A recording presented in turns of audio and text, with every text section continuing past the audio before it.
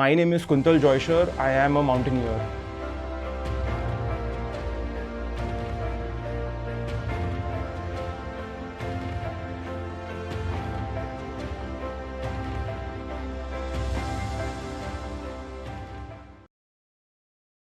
So glad to meet you again. I still remember our last panel discussion, and we had a long conversation about climate crisis and a lot of those topics, and I thoroughly enjoyed a lot of your insights during that conversation, and really happy that you have invited me again to come on your show. And I'm so glad to be talking to you once again, Kuntal.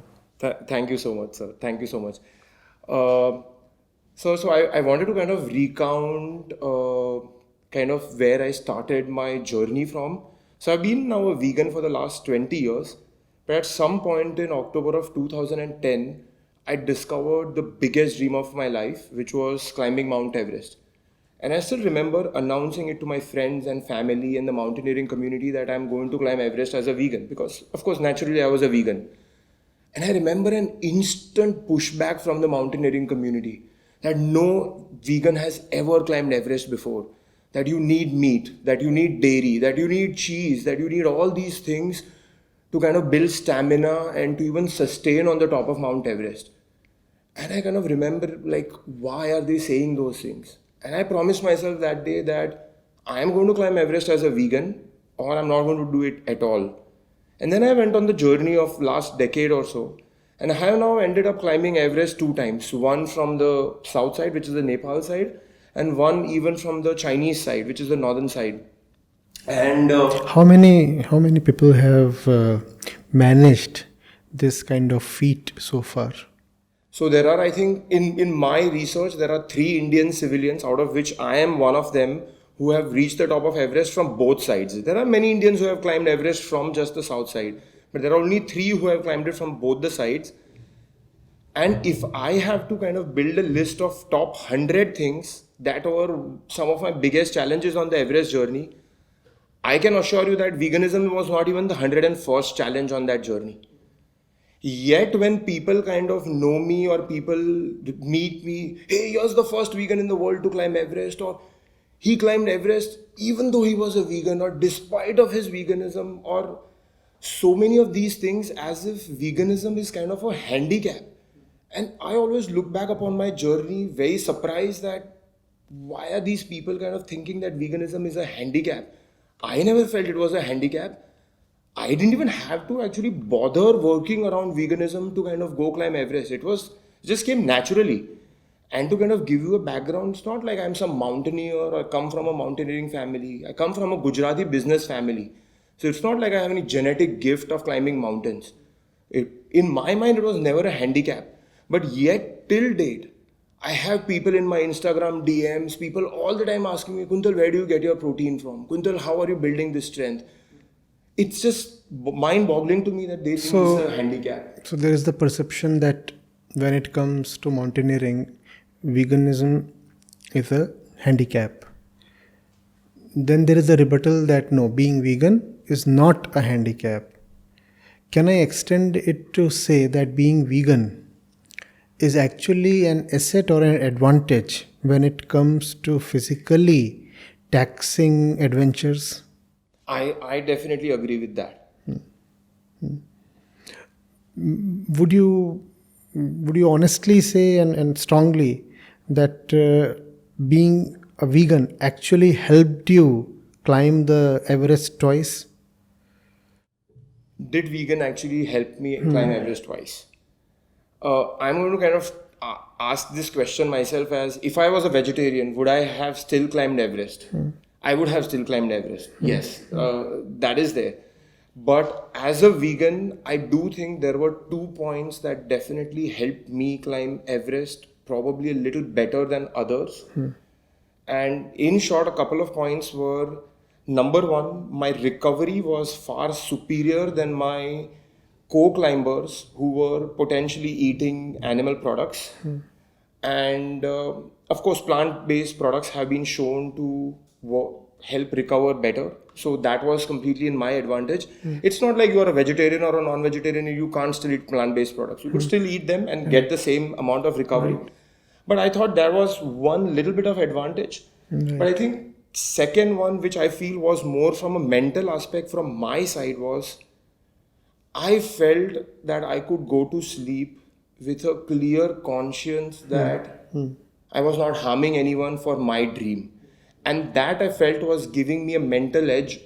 Maybe it was just within my context, maybe not over others, but that allowed me that mental edge that gave me a sense of purpose as I was climbing and kind of going towards my goals.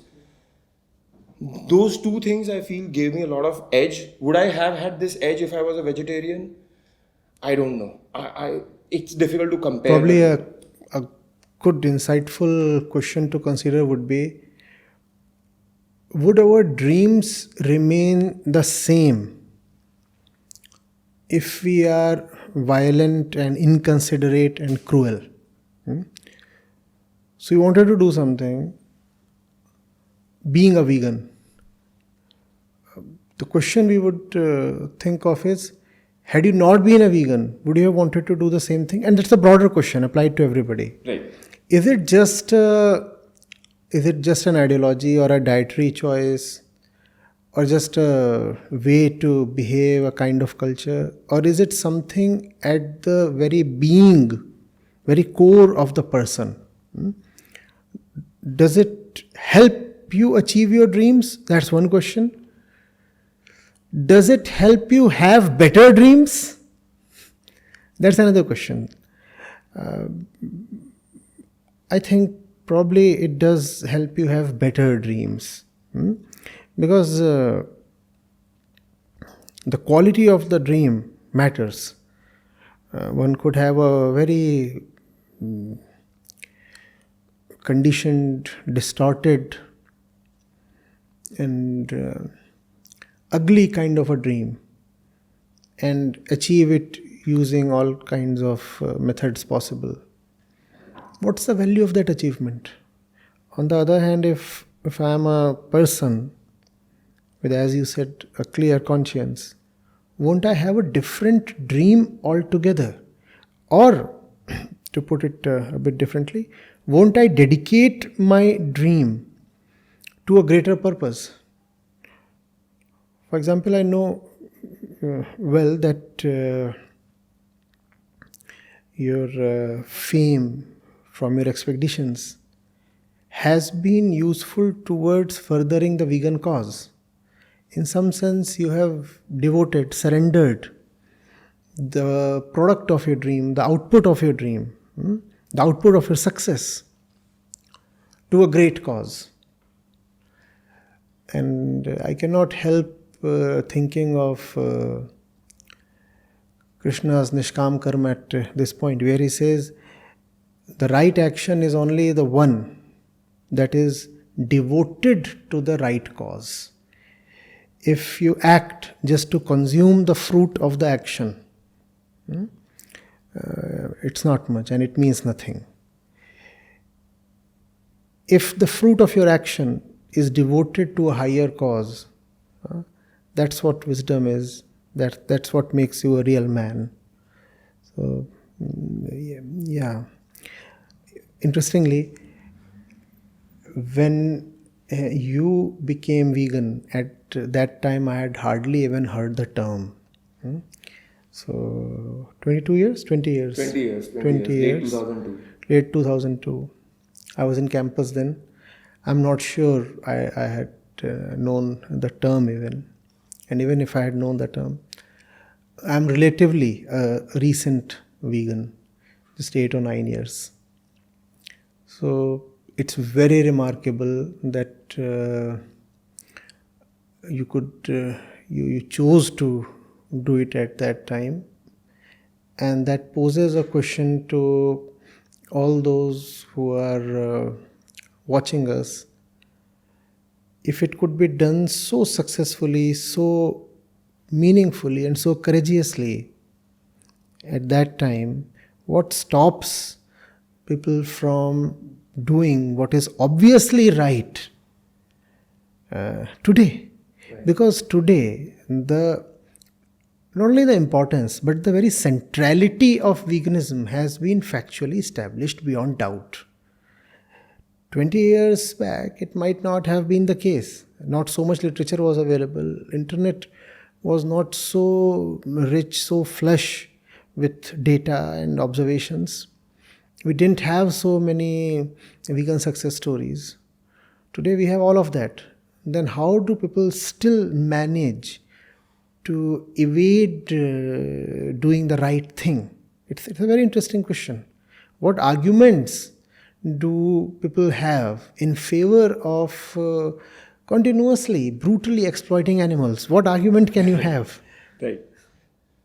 I mean, one of the most common arguments that I constantly keep hearing, at least in the Indian context, is that Krishna has said that you can drink milk, and the gods have said that you can do it. Like people use milk on top of the statues and all of those things, and they say that milk can easily be. So I'm not talking about the meat consumption. A lot of them are okay. Will not consume meat, but we'll still continue consuming milk, even though they know what is happening in the dairy industry and how cruel it is.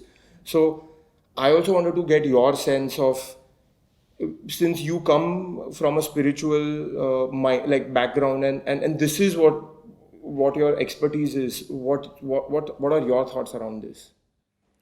See, first thing is you do not even need to be spiritual to ask a basic question. What happens to the cattle, the female mammal, the cow, the buffalo, the goat, once it stops yielding milk? Is that not a very basic commonsensical question to ask? Just as the human female lives for around 80 years but is able to bear kids only for around half that duration, right? Women cannot usually conceive beyond the age of 40 or 45. So that's approximately half of their lifetime. Right. The same thing, approximately the same thing applies to all mammal species. Right? So the cow or the buffalo would stop yielding milk at the age of 6 to 8, maximum 9. Right. Usually 7 or 8. And it continues to live for another 6 to 8 years. That's the biological rule. That's how it happens. Now what happens to that animal once it is not useful to the farmer? What happens to it? What do we think? I mean, and why shouldn't we ask that obvious question while holding our glass of milk? Right? Today, the buffalo is yielding this milk. Tomorrow she won't. Right. What happens to her then? So, when, as you said, people say we don't consume meat, but we take milk, it's a simple, straightforward thing to ask. Is not milk a clear precursor to meat? The same animal that was used for milk today is slaughtered tomorrow because it is of no use to the dairy farmer once it cannot give milk. Right. So it goes to the slaughterhouse. The farmer cannot economically keep the animal with himself even if he wants to. Right. As a farmer, what will I do with an animal that is of no use? And the animal weighs some 400, 600 kilograms. It eats a lot. Right. How will I justify the economics if I keep feeding the animal without getting anything from it? So what do? The day I discover that the animal cannot yield any more milk, I sell it to the slaughterhouse. So that's how India becomes such a huge meat producing and exporting country. Not so much a huge meat consuming country, but still a huge meat exporting country. And again, the connection is so obvious, is it not? We export so much because we don't consume much. See, the cattle are there. Why? Because we consume milk. Now, because we consume milk, Therefore, the cattle are artificially produced and raised. Let it be very clear that the cows and buffaloes that we see are not products of natural organic breeding or reproduction. Right. It's not as if a cow and a bull just happen to meet and mate. That's not how it is happening. I don't know how we can afford to remain so ignorant about the basics.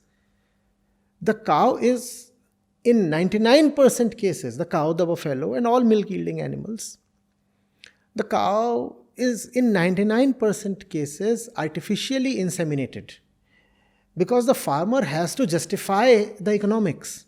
The farmer cannot wait for the cow to happily one day, when she is in the mood, to get pregnant. So, and that artificial insemination is one hell of an indignified, humiliating thing. To treat a conscious female that way is horrifying.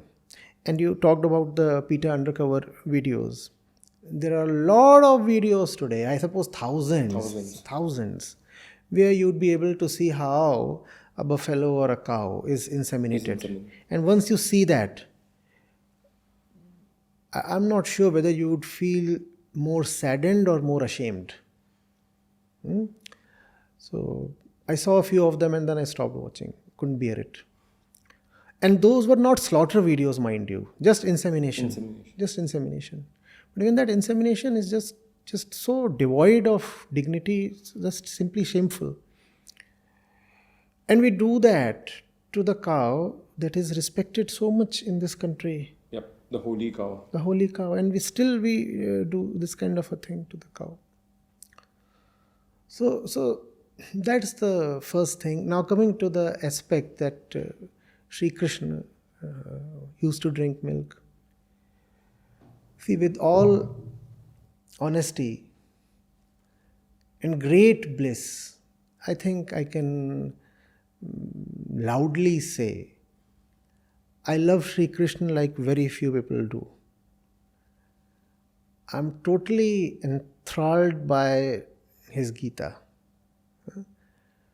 Gita is extremely close to my heart. I teach Gita. I teach several other scriptures as well. But Gita is just special. Magnum opus.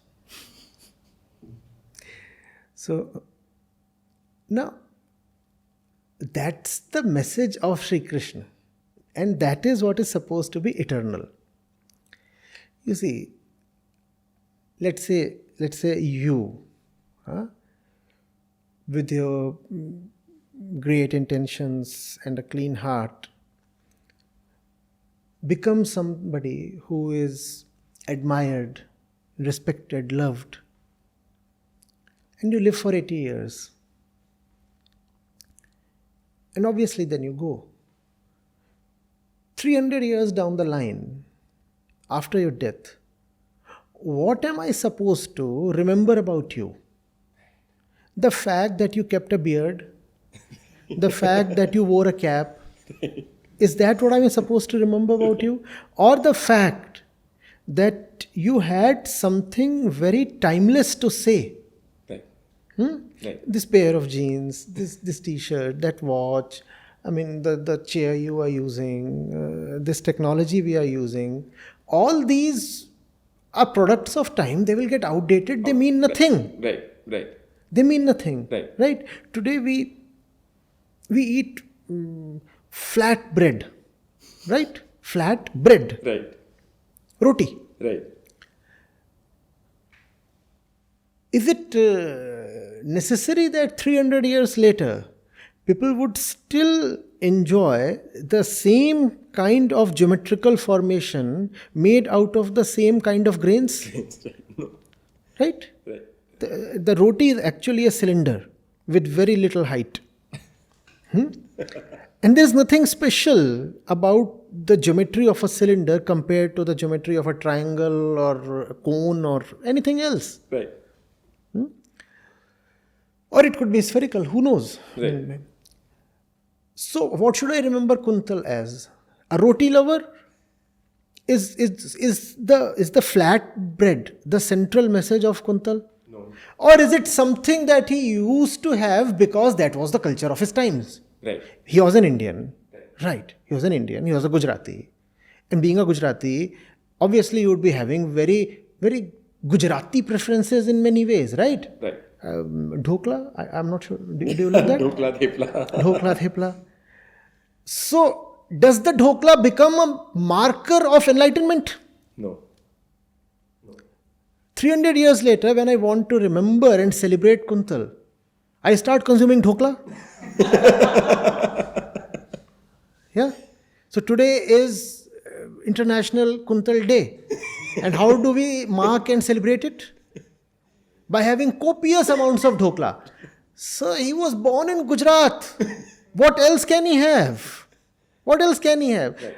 Similarly, the eternal message of Sri Krishna is the Srimad Bhagwad Gita. Right. All else is just time-bound stuff. Right. Right. All else is simply time-bound stuff. And most of that time-bound stuff comes more than 1,000 years after Srimad Bhagwad Gita. Srimad Bhagwad Gita is 500 to 800 years before the Christ. And all the lore, the legend, the stories about Sri Krishna, they come 400 to 800 years after the Christ. Wow. So we don't even know if a lot of them are true. Yes. So it could also be. There is really no factual connection between the Sri Krishna we find in the great Bhagavad Gita and the Sri Krishna we find in the Puranic stories later. They are spaced 1,000 years apart. And yet we choose to remember the stories rather than the philosophy, the message, the truth. And if you want to follow all aspects of Krishna's behavior and his personal choices, then why don't you wear the same dress that he did? Right. Why don't you speak the same language he did? Why don't you have the same kind of relationships that he had?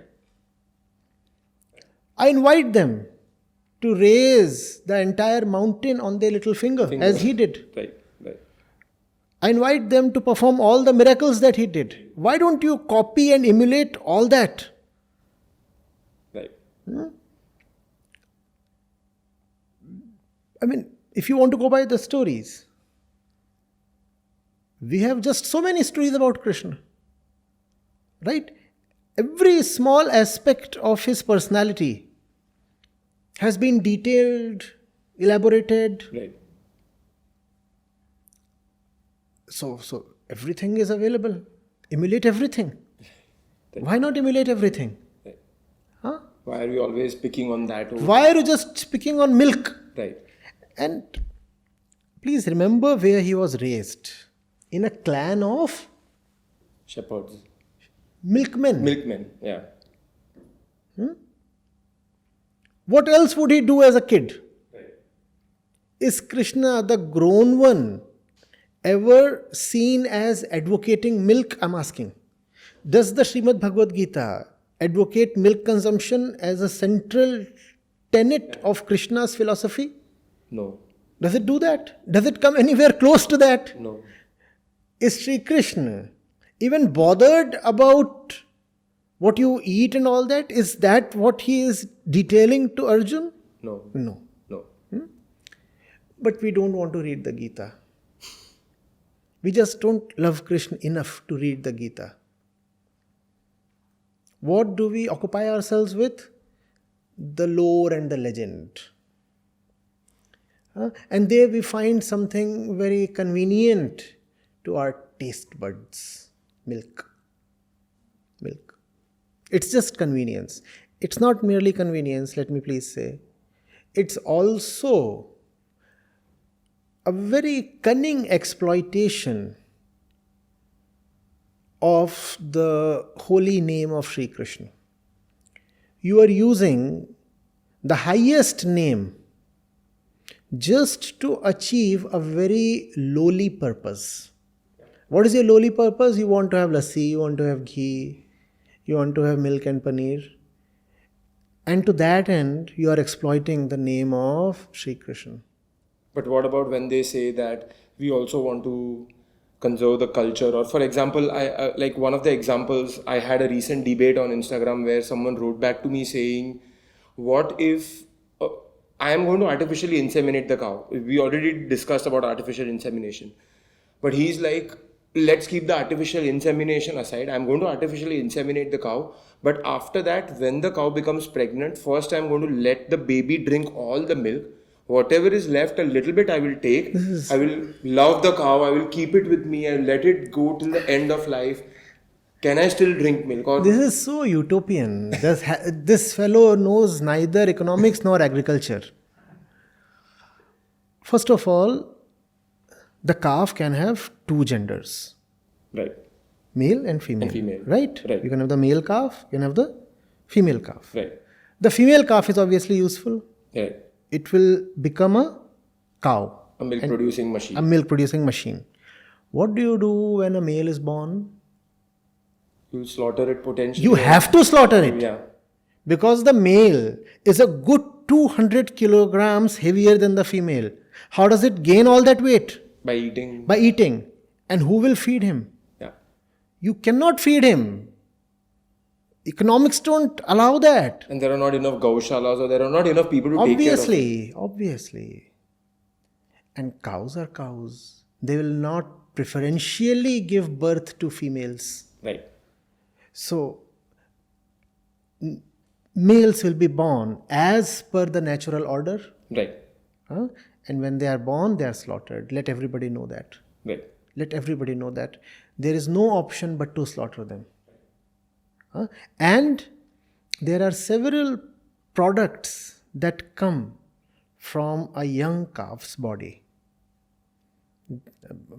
Some of them are used to make vaccines. Some of them go towards research. And a lot of that goes towards delicacies. Veal, which is one. White meat. Also, the leather is tender. And that is very expensive. Do you think the farmer will rather raise the calf and allow it to become a bull? That's a lot of bullshit. Yeah, that's a lot of bullshit. No, completely agree. So I think a lot of these arguments, like Krishna said it, or these things, I think it's just around convenience and apathy to a great degree. I keep inviting everybody, please come to the Gita. And even if you want to make sense of the Puranic stories, you have to first understand the Gita. I've been trying that since so many years now, been a decade actually. Mostly what I find is apathy. But when it comes to just enjoying and interpreting the stories as per convenience, and by the way, people do not know too many stories either. It's not as if they are not reading the Gita, right, but are enamored with the Puranas. No, that's not the case. Right. They don't read the Gita, and most of them also have not read the Bhagwad Puran. All that we know of is some 5 to 10 stories that have been circulating by word of mouth. Or we have seen those stories on the TV. On the TV. On the TV. Yeah. If I ask people, have you really gone through the Bhagwad Puran or the Harivansh Puran or 2-3 other major Puranas out of the 18 major ones? No. People won't even know the names.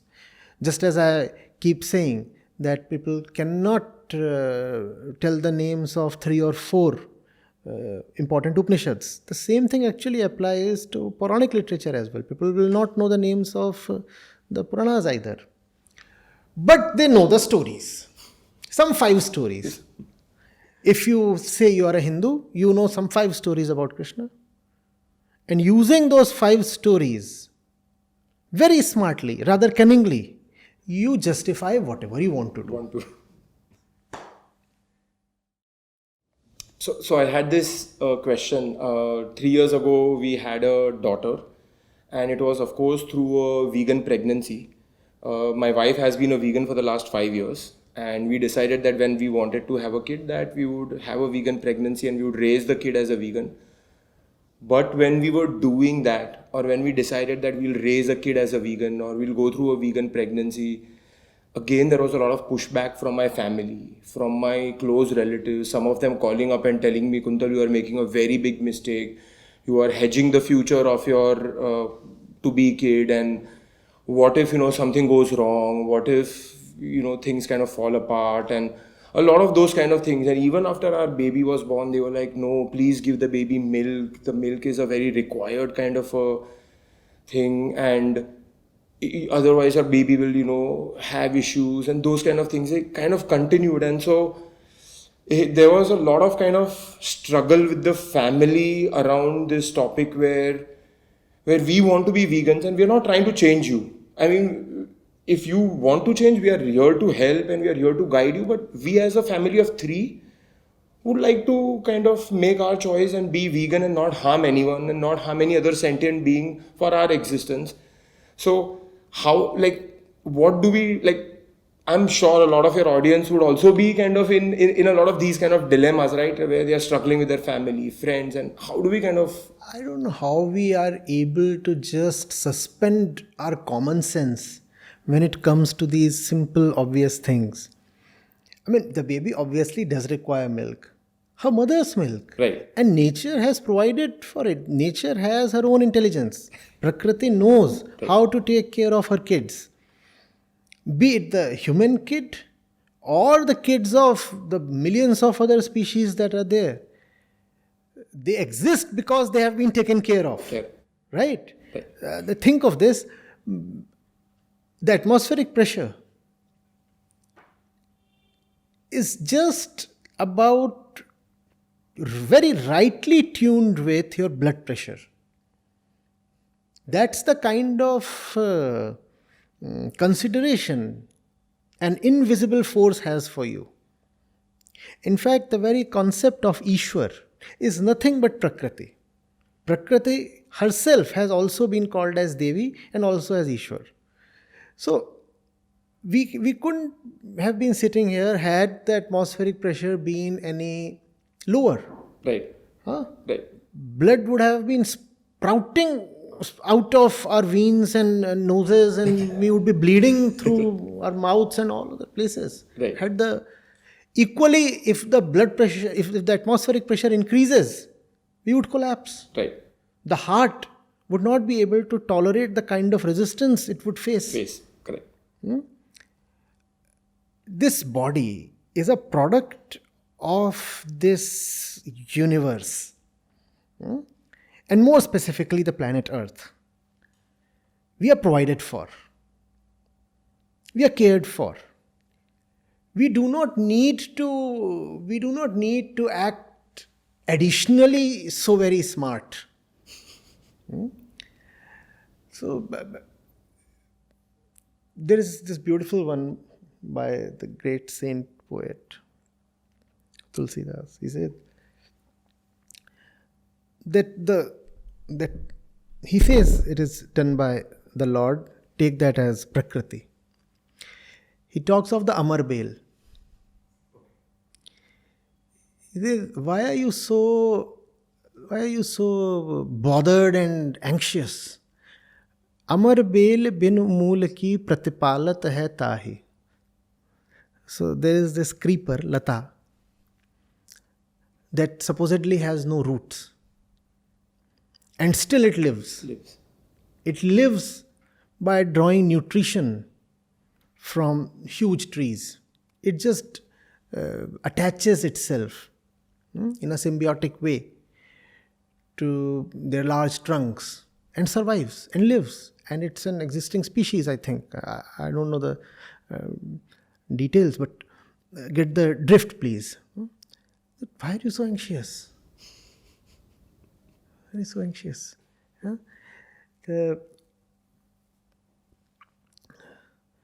It just happens. I want to ask, is there any species in the entire existence that thrives on others' milk? No, not. When you say milk means mammals. Right. Think of any other mammal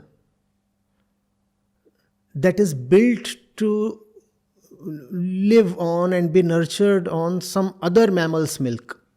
Not one. Not a single one. Yeah. Then how are our bodies in requirement of buffalo or goat or cow milk? In fact, it rings an alarm. If that's not what nature, Prakriti, wanted us to have, is it not possible that it is actually harmful? That when you consume any kind of milk other than your mother's milk, it is actually harming your body? Is it not possible? And to the extent I have read, and I have tried to read in a fair bit of detail, milk consumption is actually harmful because our bodies are really not designed to absorb, digest, metabolize beyond a certain age. The kid has the enzymes that can break milk down, the milk enzymes, the lactose. As you grow up, you simply have no chemical inside to deal with the fluid called milk you are ingesting.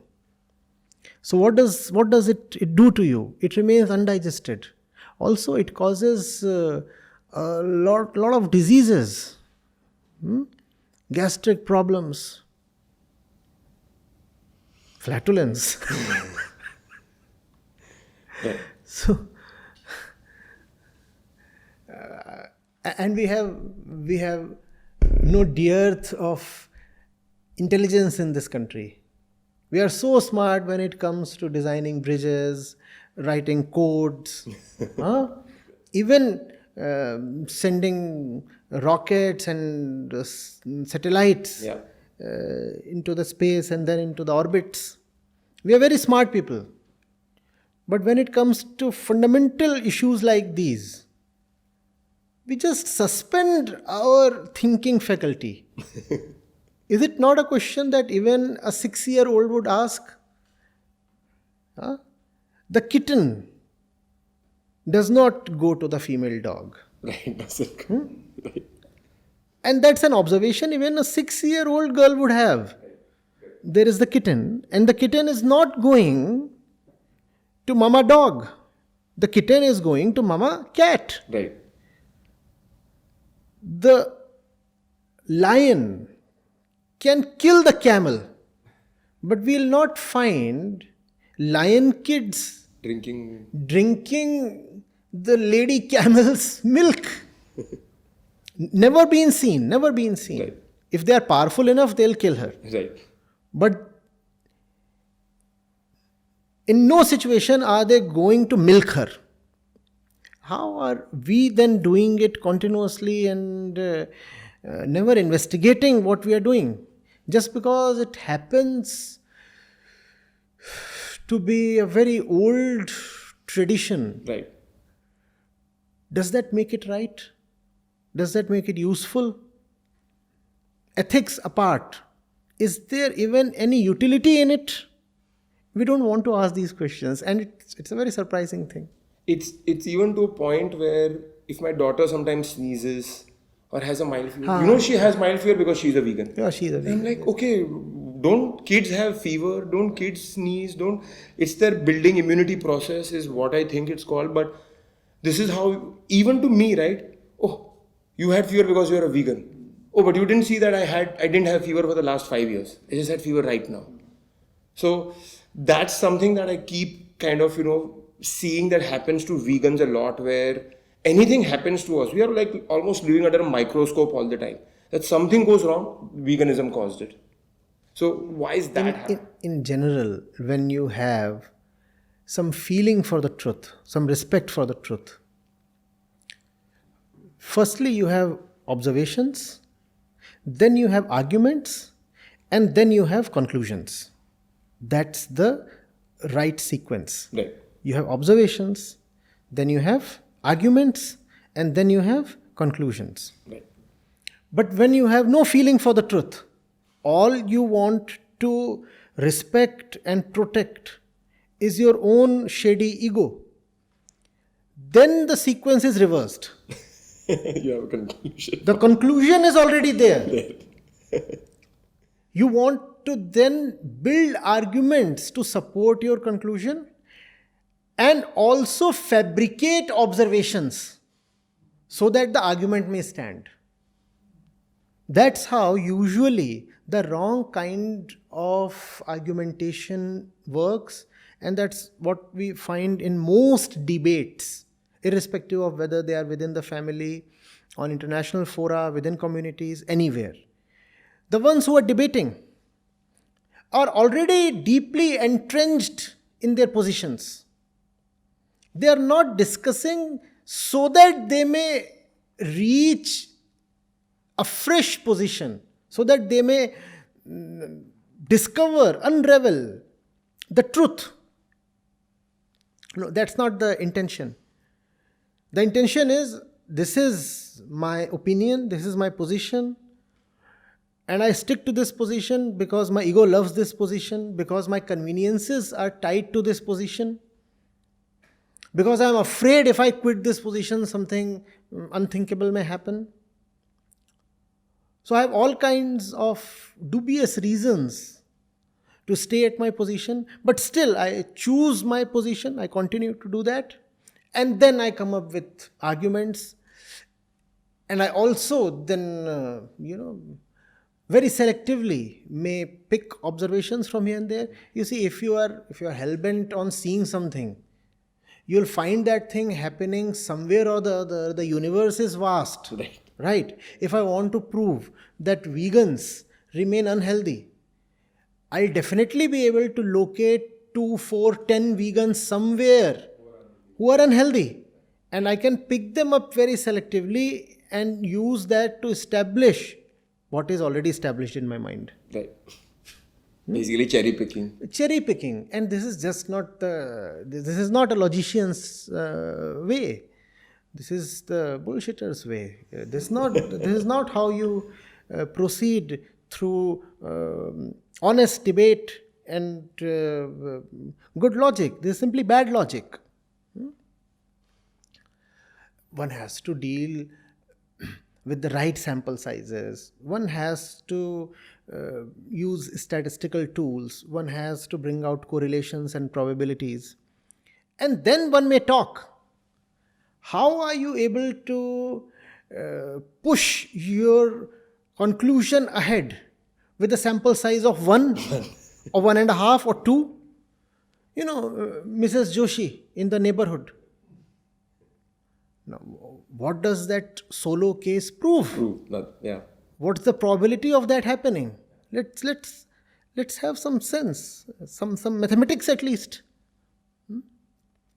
So, and that's a burden we all have to bear. You see, if you walk an unwalked path, you would be scrutinized at every step. People are just waiting to pounce at you. You make one mistake, and that's used to prove that your entire journey is fundamentally wrong. To that point, I still remember in 2016, I summited Everest on May 19th. And sure, it made some news. People were like, oh, first vegan summited Everest and this, that. It went viral on social media. Not very big deal. 2 days later, another vegan, an Australian female doctor, died on Everest. And if you go today and just type Everest vegan death, there are like literally 500,000 articles on her. Talking about that, how a vegan died on Everest, and that's why people should not be vegan, or that vegans are weak. And kind of, just reflects back upon what you were saying, is that how people will just choose that they didn't write about me, that hey, that this vegan climbed on Everest, and that there were 300 other non-vegans who have died on Everest. But they didn't die because of their non-veganism. They just died because of altitude sickness, which could be the case with this vegan as well, right? It's a common thing on mountains. So, no, but it was a good point. So, I wanted to kind of point out one thing that you just said about how our ego comes in the way. And so, is there a connection between us kind of surrendering to veganism or kind of moving towards veganism and kind of also working on kind of shedding that ego? And is there a spiritual angle to veganism, or is vegan spiritualism is like what's the connection? I think there is a very fundamental connection. In fact, I have said on record that you cannot really be vegan without being spiritual. And if you are a vegan and have not declared yourself to be spiritual, then you are covertly spiritual. Even you might not know that you are a spiritual being, but you are actually spiritual. Veganism, I say, is the most contemporary name for compassion in today's times. What is veganism? It's not an ideology. It's obviously not just a dietary plan. Right. It's something that emanates from your core. If you are really a human being, how can you tolerate, how can you justify to yourself that you are killing other sentient beings, for reasons that are totally avoidable? It's as simple as that. Right. Do I really have to kill or torture others just to live? No. I don't have to. So that's veganism. Compassion, karuna. Correct. And therefore, in India's context, veganism is obviously nothing new. You see, had Sri Krishna or the great sages of the Upanishads, or Gautam Buddha or Vardhaman Mahavir, had they had similar conditions as prevail today in their times, I am very, very honestly and deeply sure they would have been huge proponents of veganism. It's just that in their times, because human population was far, far lesser, and the relationship between man and nature was much more harmonious, in fact benevolent from man's side. Therefore, it was culturally okay to just take milk. And therefore, they did not speak too much on this issue. They said, well, there are more central issues to talk of. Right. But in their times, had dairy industry been the same way as it is today, what do you think a Gautam Buddha have said the first thing? He would have said, no dairy please. Right. Because that's the biggest horror on the planet today, along with animal agriculture, animal slaughter, and all those things. What do you think? When the very central message of Mahavir is ahimsa. Right. Jeev Daya, Karuna. Right. Had Mahavir been born today, alive today, would he have tolerated what is happening in the name of milk and dahi and paneer and other things? No. He would have very strongly stood up against all of this. So, India already has the groundwork done. We know compassion. We understand the centrality of compassion. And that is what has kept India vegetarian, largely vegetarian for so long. Right. At the time of independence, no more than 20-25% of India's population even touched meat.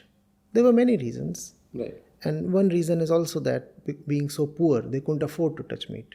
But still, there were reasons of religion and compassion as well. Even today, the per capita meat consumption in India is among the lowest in the world. And that is not purely for economical reasons. To put things in perspective, Pakistan, Nepal, Bangladesh have almost similar per capita incomes as India, and still the per capita meat consumption in Pakistan is 3 to 5 times higher than that in India. Right. So money is not the thing. Right?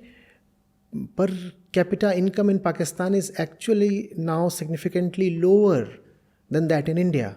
And still the average Pakistani is consuming 3 to 5 times more meat than the average Indian. The same goes for the average Nepali also. Right. And that comes as a surprise to many people. Because Nepal is a Hindu predominantly Hindu country. Nepalis are consuming per capita almost as much meat as Pakistanis. Wow. That I didn't know. As much That's meat a as the shocking Pakistanis. statistic. Almost. Approximately. So there is something about India that has kept it vegetarian. 30-35% of India's population is strictly vegetarian. Strictly, right. Though that actually means lacto-vegetarian, so they do take dairy. Right. And you know, this 30% vegetarian population, Indian, constitutes the bulk of the world's vegetarian population. True. So if there are 10 vegetarians across the world, in the entire world, 6 to 8 of them are Indians. Now how is that possible? Why does that happen? Who did that? What's the reason? The reason is spirituality. So you said, is veganism related to spirituality? Please see that spirituality is deeply related to veganism's distant cousin, vegetarianism. And spirituality is not related directly actually to vegetarianism, it's related to compassion. Right. Compassion. Right. And compassion made India vegetarian. Compassion is what is keeping India vegetarian. And compassion is also what will make India purely vegetarian. What is veganism apart from pure vegetarianism when it comes to diet? Please tell me. Because those who say they are vegetarians, they are not vegetarians. Right. Because milk is not a vegetable. It's not vegetable, right. Shakahar. So it's milk not is not a shark. Right. So those who say they are vegetarians, they are actually not vegetarians. Not vegetarian. Not vegetarians. Vegetarianism in some way suffices. Could we understand the real meaning of being a vegetarian, we wouldn't even have needed to coin a new term called vegan. Vegan, right. If you would just be all vegetarians and people would not have Let's be pure vegetarians. Right. Let's be pure vegetarians. And pure vegetarian means abstaining from everything that does not come from a plant or a tree. Right. Which means you cannot have your lassi, dahi and milk. Right. They don't come from plants. Right.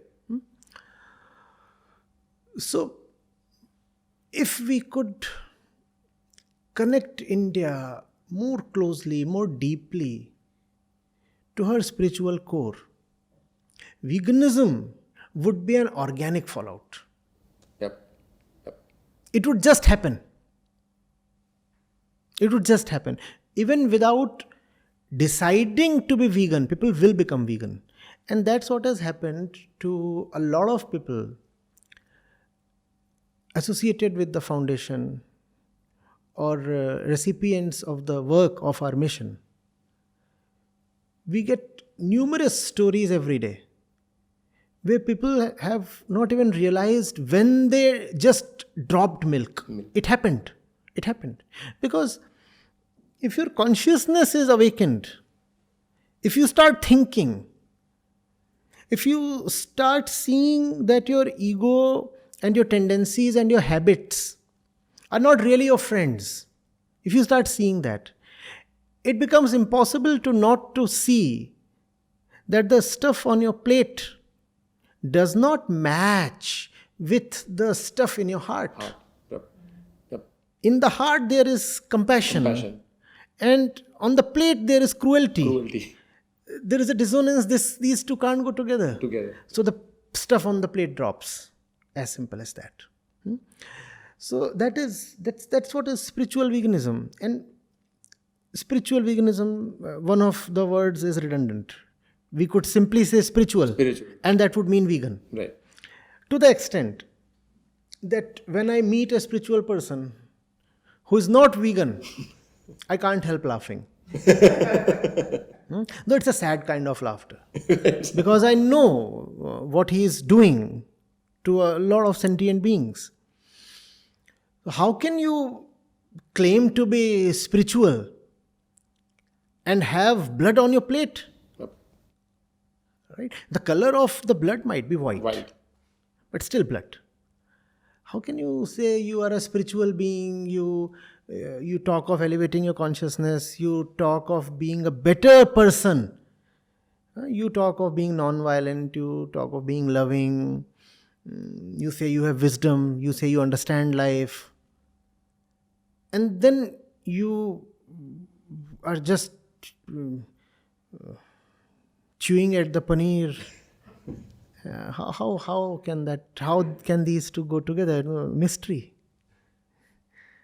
So the more people turn spiritual or are forced to turn spiritual, given the macro environment we are in and are coming to, the more veganism will become popular.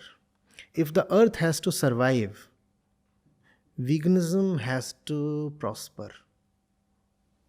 So I had two follow-up questions for you. So one is, okay, I'm spiritual, but I'm going to become vegan. But if I am looking at paneer, it's just on my plate, but I'm still not making the connection where the paneer is coming from. So I know we discussed about people would think about cattle and all of those things, but a lot of times people may just think, oh, I just bought it in a store. It was nicely packed in a plastic bag and I got it. There's no cruelty behind because I'm not directly seeing the cruelty or I'm not putting enough effort to see that cruelty. So how do we so I understand the foundation is doing a lot of work around that, but how do we as lay people This argument would have been tenable 20 years back, right? When we didn't have so much social media and so much exposure. Not today. You're continuously scrolling your Instagram and Facebook feed. Right. It's impossible not to have come across videos talking of animal cruelty and such things. Right. There are so many organizations today. Right. Trying to spread awareness, raise the levels of consciousness. Right. If someone says, oh, I didn't even know right. that paneer is a product of cruelty, right. the fellow is lying. Right. You know. You know. Right. There are so many organizations that are working day in, day out. I can talk of my own. Right. A huge proportion of our funds has gone just towards raising awareness. Right. Publicity is what we are continuously doing. Right. If someone says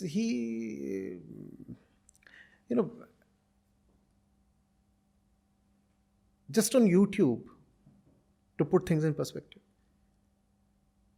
we have close to 10 crore unique users over the last 3 months. Okay. And that's just YouTube. Wow. That's YouTube. You add Facebook and Instagram and other media to it, and print media, that's a bigger number. So 10 crore people have seen what we want to say at least once. Right. Now, how can you now claim that you have not seen? It's just that you are being dishonest. You have seen it and yet are deciding to pretend you haven't seen. Haven't seen it. We are pushing the damn thing right to your face. Right. How can you not see it? Right. Obviously, you have seen it. Right. We are not even allowing you to look the other way. If you look the other way, there is some other media there. Someone else talking about it. Someone else is talking about it. Or we ourselves are present on all media. What else are we doing all the time? Right, right. And we are talking about it. In fact, from one of the prominent media platforms, the foundation's account got suspended multiple times just because we were talking of animals. Wow. And it was a Chinese controlled thing. They didn't want unpleasant stuff on their platform. Additionally, meat consumption happens to be somehow an important part of the Chinese ethic. So every time we would post something regarding this, first of all, there would be shadow banning, Right. and then the account itself would be gone. Wow. It's another matter that that platform itself is now gone from India. I'm talking of TikTok. Right. I realize. So we have paid the price. We are continuously doing that. We fully well know that when we post animal rights videos, they do not become very popular. So in that sense, again, we pay a price.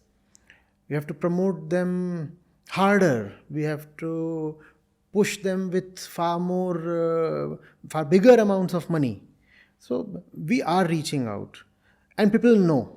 Let now nobody come up with a straight face and say, but I didn't know. I didn't know. Right. You know, sir, you know. You know. Unless you are, as they say, living in a cave or under a rock, you know. Right. Right. And the second question was, in our last panel discussion, you had started the conversation by saying that we are in middle of a mass extinction right now. Yes, obvious. And you had also mentioned that there's nothing we can really do about it. Do you think there's anything we can do through veganism? At least as lay people, can we make some tangible See, please understand. steps? Where has all this carbon come from? When we are talking of the sixth mass extinction phase, we already are into. It is a carbon dioxide led thing, right? Right. And of the previous 5 mass extinctions, 3 were caused by the same reason, carbon dioxide. So there's nothing new. There's nothing you can contest. There's nothing you can doubt the validity or prospects of. We know what happens when carbon dioxide in the atmosphere rises. Right. It has happened before and thrice. Right. And it's happening for the 4th time. Where is all this carbon coming from? Who is emitting so much carbon in the environment? Who is doing this? We have to understand. It's the darkness inside our minds that's emitting all the carbon. And I understand it would be sounding too poetic, but please stay with this. Carbon emissions are coming from our ceaseless consumption. Yep. The more we consume, the more we emit carbon. Right. In fact, everything that we take as important, everything that we take as a supplier of happiness is very high on the list of things that emit carbon. Right. Why do we want to endlessly consume? Be it a house, a car, the world, human beings, or animals. Right. We want to consume them because we simply have ignorance within.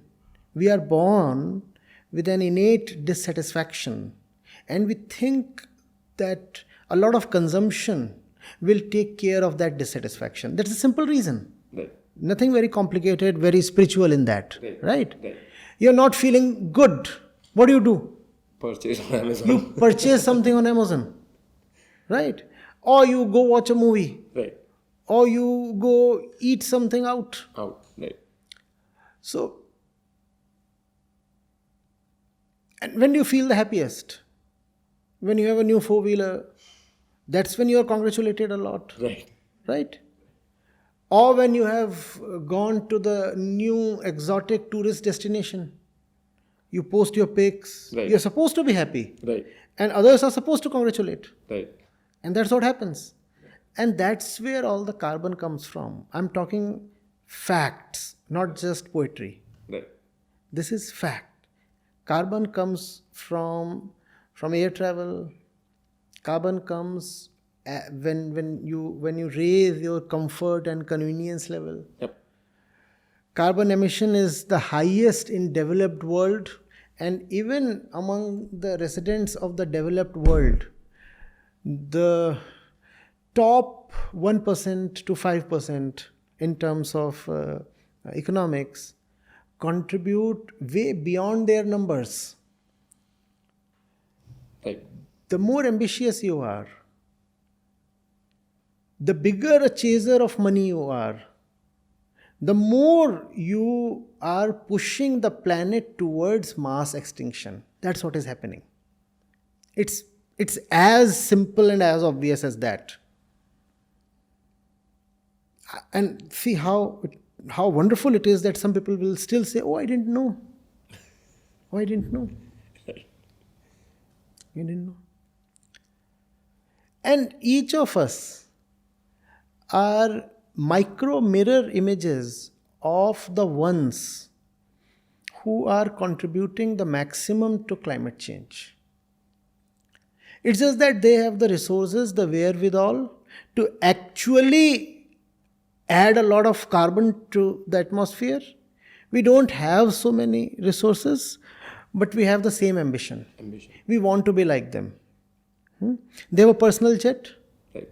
And you have reports available, public reports, read, of celebrities using personal jets to cover a distance of 30 miles, 40 miles, 50 miles. Because they can. That's a whim, that's a quick, because I can. Else, how do I justify my life? Right. Why else am I earning so much? The common man cannot match that. What does he do? He has to go to Jaipur from Delhi. He takes a flight. Right. The highway is great, usually. Sometimes it's clogged, otherwise it's good. But then sometimes flights are also delayed. Right. Right. Sometimes flights can in fact just return to the base, given that the Delhi-Jaipur sector experiences heavy fog in winters. But that's what, some 250 kilometers or something? Right. And people want to still. So, it's the darkness in the mind that thinks that you are born to consume, and consumption will make you happy. The fundamental philosophy of mankind is flawed. We do not know who we are and why we are born. That's the problem. You are born suffering.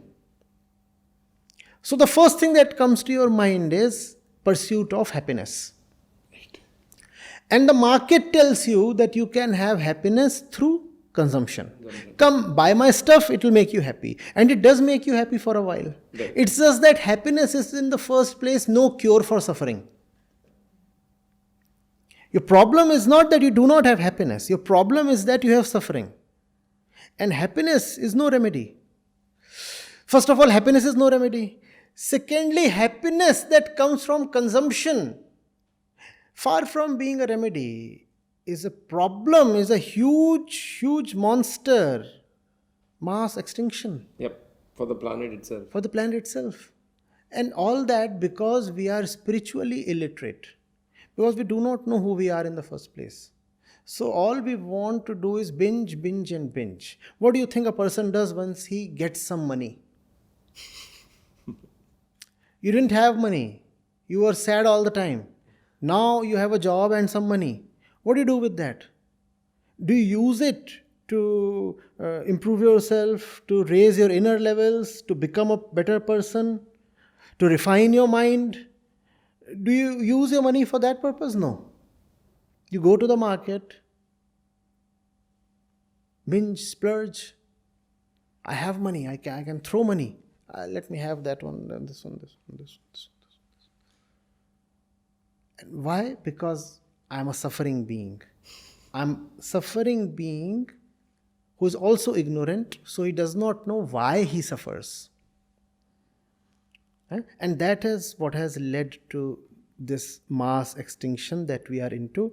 And now here, I would be empathetic if someone says, I do not know about mass extinction. Yes, because that's not something that any media is highlighting.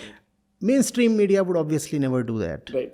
But even social media is not taking this thing up. We have already entered the 6th mass extinction phase. And I said that yesterday. The temperatures in India within the next 10 to 15 years would cross the human survivability limit. There was even recently a UN report, I think, that came up, or I think an economic report that came up saying that India is one of the first countries that's going to be likely Badly impacted by heat waves. By heat waves.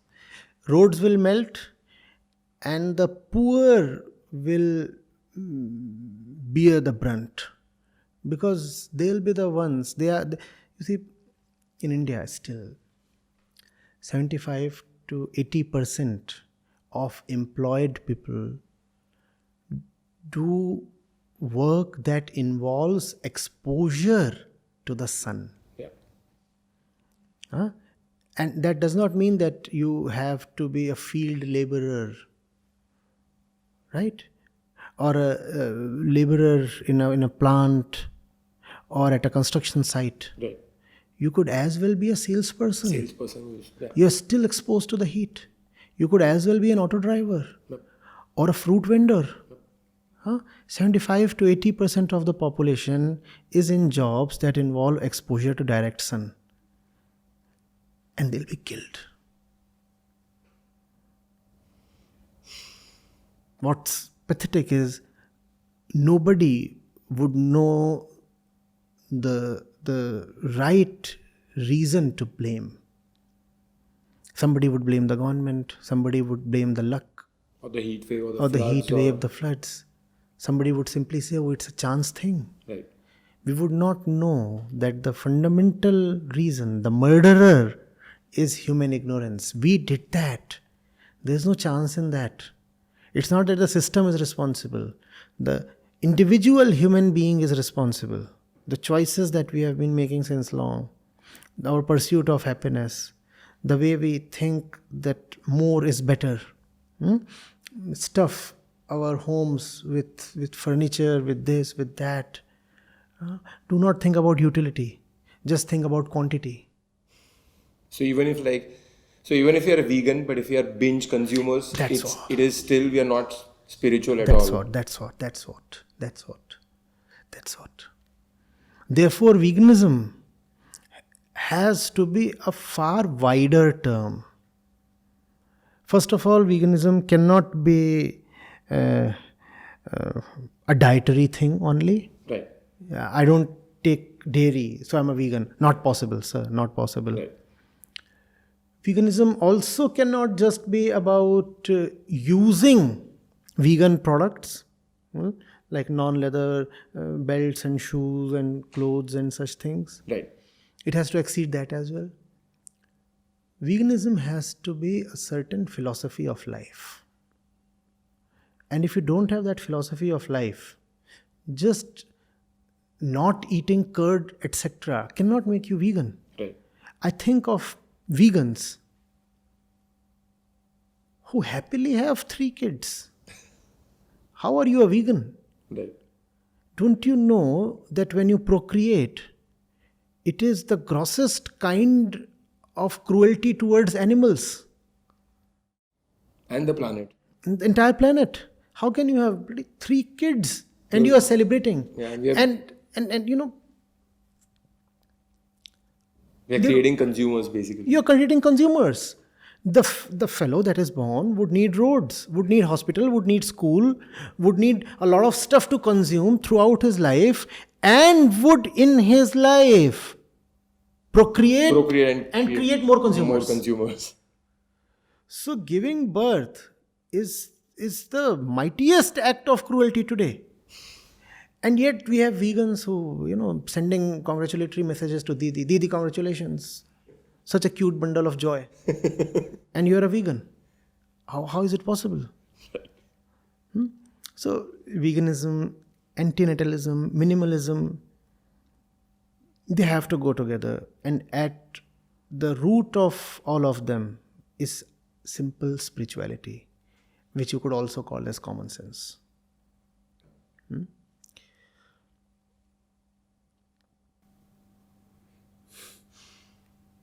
Agreed.